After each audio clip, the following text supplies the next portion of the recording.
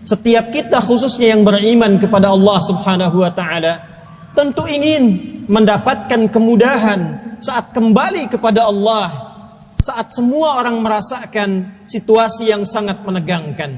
Di saat itulah kita amat membutuhkan pertolongan Allah Subhanahu wa taala. Di dalam diksi Al-Qur'an, pertolongan Allah yang diberikan kepada setiap hamba untuk mendapati kemudahan dalam kehidupan dunia, terlebih dalam kehidupan akhirat yang menentukan kebahagiaan abadinya ataukah nestapa yang tak berujung saat ia kembali kepada Allah Subhanahu wa taala, itu diistilahkan dengan dalam bahasa Al-Qur'an dengan nama syafaat. Diistilahkan oleh Al-Qur'an dengan nama syafaat. Karena itu sering kita katakan, saya ingin mendapatkan syafaat dari Allah Subhanahu wa taala.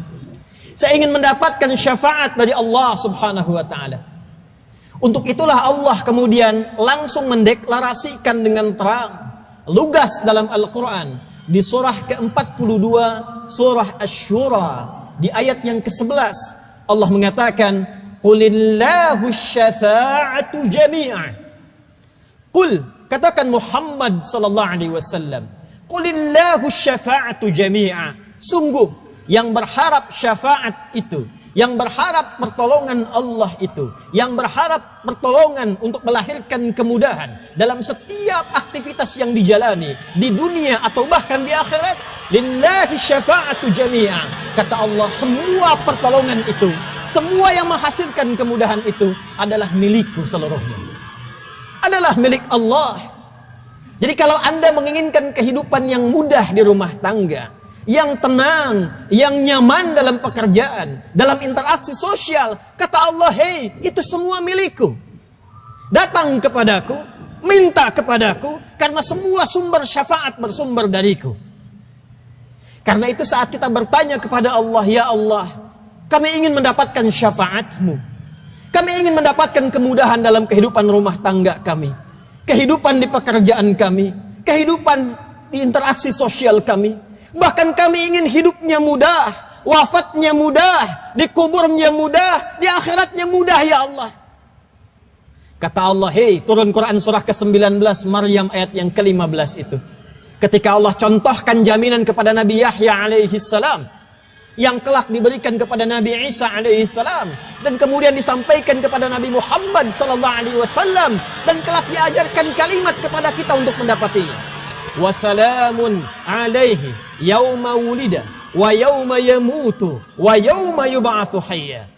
Yahya, aku berikan jaminan kepadamu keselamatan, ketenangan, kenyamanan saat engkau terlahir berkehidupan di dunia. Wa yauma yamutu, saat akan wafat sampai kehidupan di alam kubur. Wa yauma yub'atsu hayya, sampai engkau kembali kepada Allah dibangkitkan dalam keadaan gembira, penuh dengan kemudahan. Salam disampaikan kepada Nabi Isa alaihi salam, diajarkan kepada Nabi Muhammad sallallahu alaihi wasallam. Nabi Muhammad mengajarkan kepada kita umatnya, bahkan untuk memohon itu setiap selesai salat dengan mengatakan, Allahumma antas salam wa minkas salam tabarakta ya dzal jalali wal ikram. Kita bermohon, ya Allah, anugerahkan kemudahan, keselamatan, kelapangan, kenyamanan dalam setiap aktivitas kehidupan kami di 3 dimensi alam yang berbeda. Hadirin, kalau kita ingin real meminta kepada Allah, ya Allah, bagaimana jalan menuju salam itu? Bagaimana jalan menuju syafaat itu? Maka Allah tunjukkan jalan melalui Rasulullah sallallahu alaihi wasallam untuk mengabarkan kepada kita pintu-pintu syafaat yang memudahkan jalan-jalan kehidupan kita di muka bumi ini sampai kembali kepada Allah Subhanahu wa taala. Di titik inilah kita akan membahas dengan singkat bagaimana Rasulullah sallallahu alaihi wasallam memberikan jalan syafaat yang memudahkan kehidupan kita sampai kembali kepada Allah Subhanahu wa taala. Informasi yang jalurnya tersambung kepada Allah bersumber dari Al-Qur'an, informasi yang bersumber dari Nabi sallallahu alaihi wasallam dapat dilacak dalam hadis-hadis beliau. Di antara sekian hadis yang bisa kita dapati tentang syafaat, kita temukan dalam kitab Sahih Al-Bukhari. Imam Al-Bukhari menuliskan kitab Sahih ini dengan 97 topik. Di topik yang ketiga bernama Kitabul Ilmi, di bab yang ke-33 berjudul Babul Hirfi 'alal Hadis, di nomor hadis yang ke-99.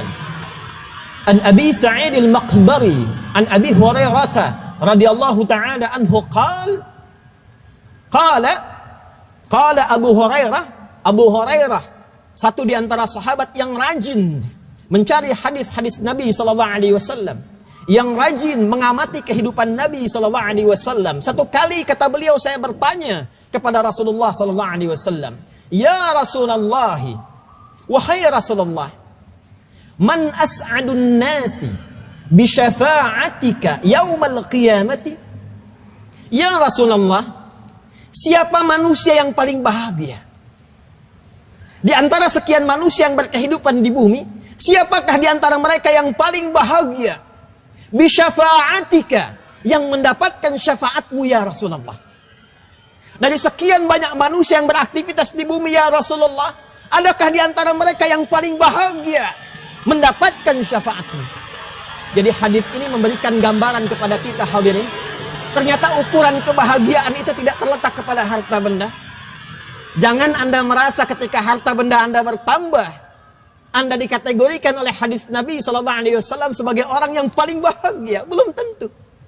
Toh Qarun pun hartanya berlimpah, diabadikan dalam Al-Quran sebagai orang yang terkaya yang pernah hidup di bumi. Apakah ia bahagia? Tidak. Jangan menduga kalau kedudukan sedang meningkat sampai Anda merasa mendapatkan posisi yang paling tinggi dalam konteks kehidupan dunia, Anda menggenggam kebahagiaan. Belum tentu. Bukankah Fir'aun, bukankah Namrud, bukankah yang setipe dengan mereka semua pernah mendapatkan kedudukan yang tinggi tapi tidak bahagia dalam konteks kehidupan mereka? Maka hadis ini ingin mengatakan, kebahagiaan yang sejati, esensi kebahagiaan itu pertama adalah ketika seorang hamba mendapatkan syafaat yang memudahkan jalur kehidupannya di bumi sampai menuju Allah Subhanahu wa taala. Siapa mereka ya Rasulullah yang mendapatkan syafaatmu khususnya di hari kiamat kelak? Dan nanti kenapa disebutkan hari kiamat dan bagaimana dampaknya dalam kehidupan kita di bumi? Faqala Rasulullah sallallahu alaihi wasallam, maka Rasulullah sallallahu alaihi wasallam kemudian menjawab, "Ya Aba Hurairah, wahai Abu Hurairah, laqad dhanantu annahu la yas'aluni ahadun awwalu minka." Aku sungguh menduga, aku kira tidak akan ada yang bertanya tentang hadis ini mendahului engkau. Lima ra'aitu min hurthika 'alal hadis. Lima ra'aitu min hurthika 'alal hadis. Karena aku melihat engkau itu begitu tekun mencari hadis. Begitu tekun mendekat pada tuntunan keislamanmu.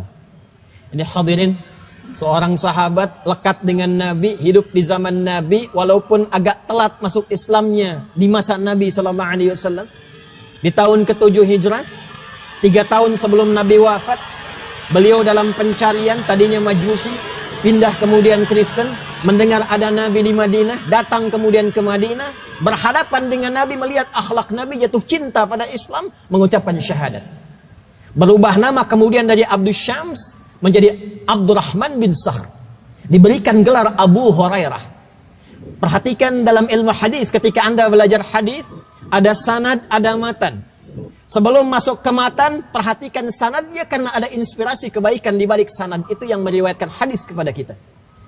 Abu Hurairah ini masuk Islam agak telat, di penghujung kenabian Rasulullah SAW. Tapi beliau punya visi. Saya terlambat nih, keduluan Abu Bakar, keduluan Utsman, keduluan kemudian oleh Umar, keduluan oleh Ali. Tapi tidak ada kata terlambat untuk mendekat kepada Allah Subhanahu wa taala. Tidak ada kata terlambat untuk belajar. Karena itu pesan penting yang diwariskan kepada kita dari pujian Nabi kepada sahabat Abu Hurairah ini, "Hei, jangan pernah menyimpulkan amalan kita mungkin sudah menggunung. Bekal-bekal pahala kita sudah tinggi." Contoh Abu Hurairah ini, walaupun dia terlambat masuk Islamnya, tapi semangat dia menggebu untuk menyusul saudara-saudaranya yang lain. Karena itu kalau ada yang baru bergabung untuk jamaah, kalau ada yang baru belajar baca Quran, hadis ini mengajarkan jangan melihat yang sudah tinggi. Jadikan motivasi untuk menyusul mereka semua. Dan inilah jalan yang mendekatkan kita pada syafaat Rasulullah SAW. Lalu kemudian Nabi menjawab secara singkat, as'adun nasi bi syafa'ati yaumal qiyamati man qala la ilaha illallah khalisan min qalbihi aw min nafsihi. Rawahul Bukhari. Wahai Abu Hurairah, orang yang paling berbahagia yang mendapatkan syafaatku kelak di hari kiamat adalah orang yang mampu mengucapkan asyhadu an la ilaha illallah, ikhlas dari dalam kebeningan hati dan jiwanya. Hadirin rahimani wa rahimakumullah, perhatikan kalimat Nabi ini. Nabi tidak hanya mengatakan, tidak mencukupkan pada kalimat siapa yang mampu mengatakan asyhadu an la ilaha illallah, cukup. Tapi ada kalimat pelengkapnya. Kata Nabi, khalisan min qalbihi aw min nafsihi.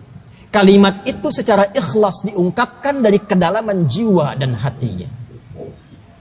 Hadirin rahimani wa rahimakumullah, apa yang dimaksud kalimat ini?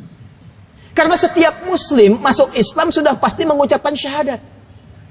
Tapi untuk mendapatkan syafaat Nabi, kata Rasulullah, nggak cukup dengan kalimat itu. Kalimat itu harus punya jiwa ikhlasnya. Harus mengalir dalam hatinya.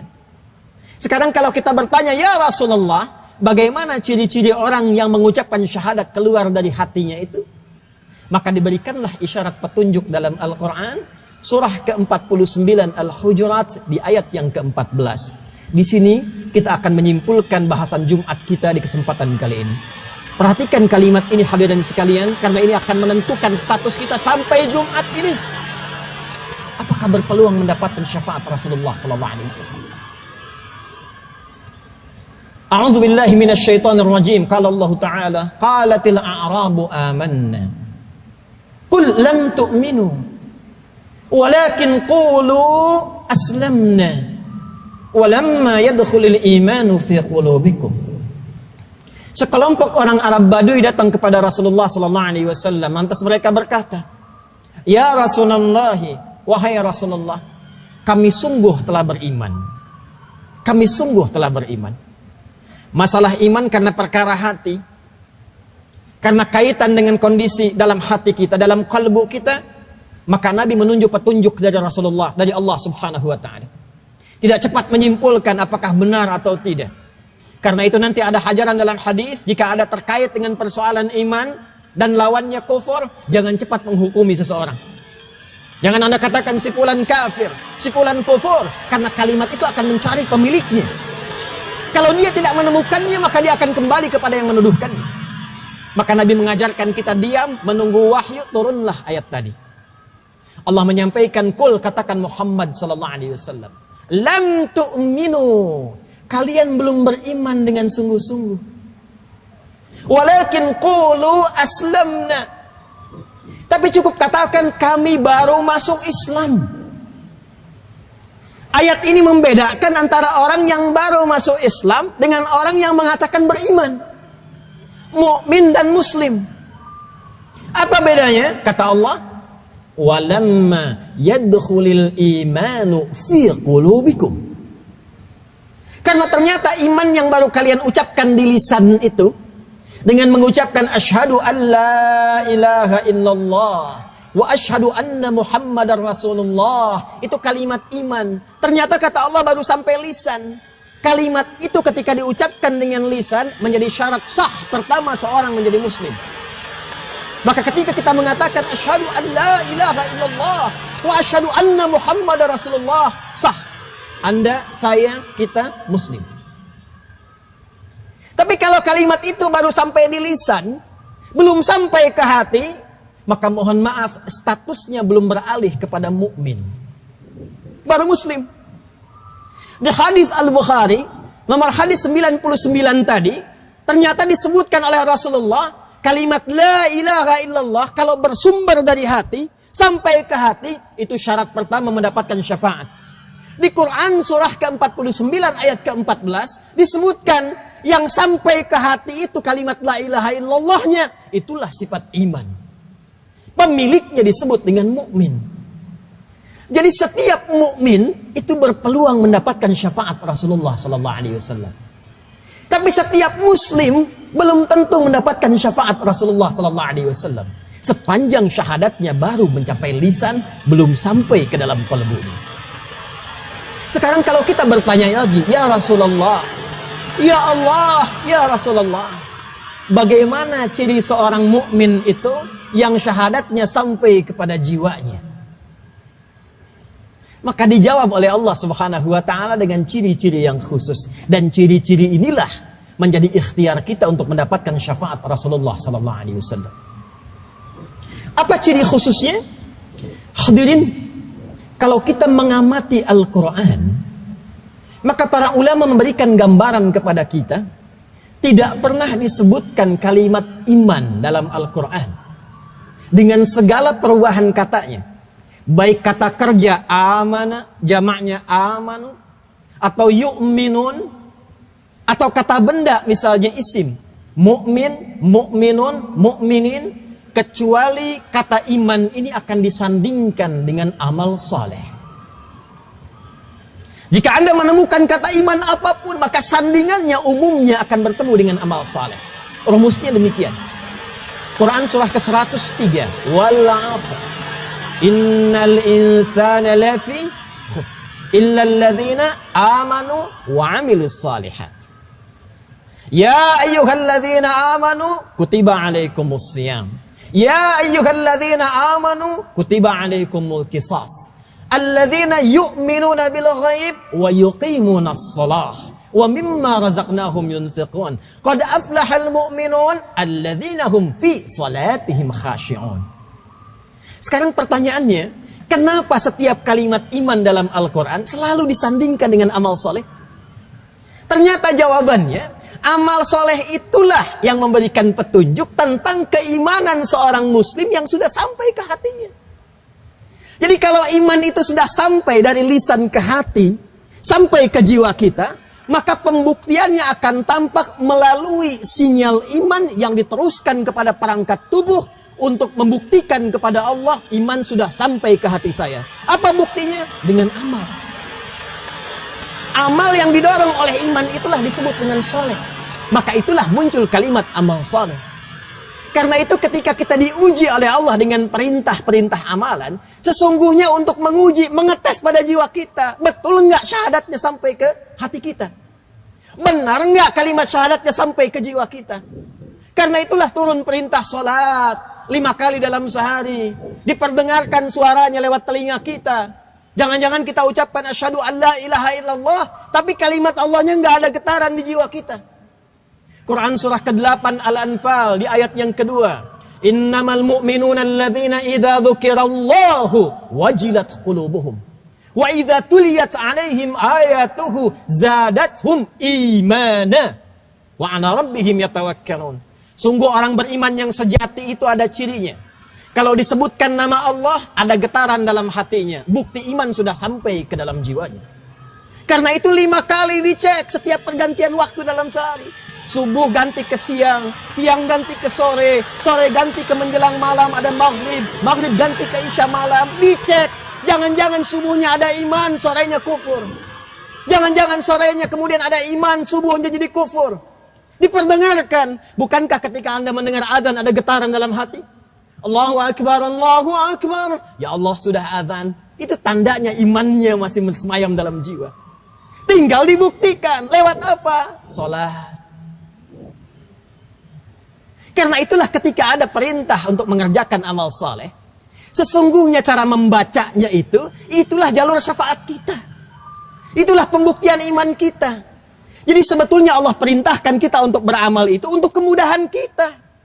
Syafaat kita.